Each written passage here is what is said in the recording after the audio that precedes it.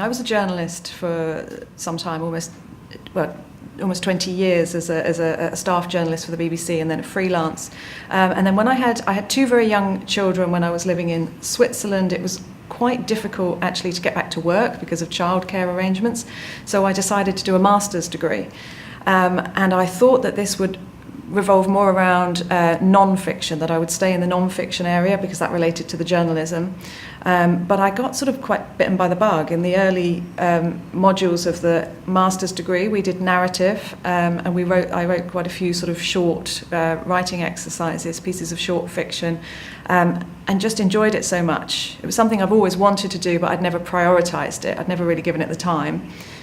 And when I got towards sort of halfway through the master's degree, I had to choose whether to go for non-fiction or fiction, and I thought, you know what, I'm going to do the thing that challenges me most, and I think that will be fiction.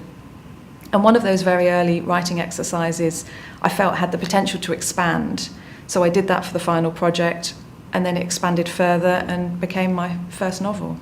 I think there were some really good, useful skills that I picked up as a journalist that have gone into my fiction writing. I think journalists tend to have a natural sense of communicating with an audience.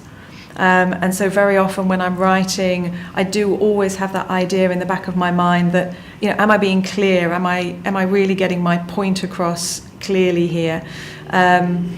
And that idea that there is eventually at the end of the process there is going to be somebody reading this and somebody who needs to buy into this world that I'm presenting with them, and I think that is actually quite useful.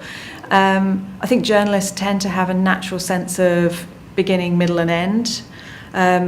Journalists tend to refer to the reports they do as stories. And I think sometimes people are quite disturbed by that because they think it means that we're not taking them seriously. But I think it just reflects the fact that journalists are always telling stories, even if this is true, it's not fake news, it's actually real. But you still present it as a story with a beginning, a middle, and end. It's always a slightly artificial process, and so you get quite sort of into that structure of writing in that way. And of course, every book will have a beginning, middle and end, but also every chapter and every scene and everything will be structured in that same way. And so that becomes, I think, quite instinctive. And the other aspect of working as a journalist, I think that has been quite useful, is that I see writing as work. I don't really see it as a sort of fanciful process where I'm waiting for the muse to arrive each day. You just sort of sit down and you do your work in the hours that you've got to work, and I see it just as a kind of quite a practical process.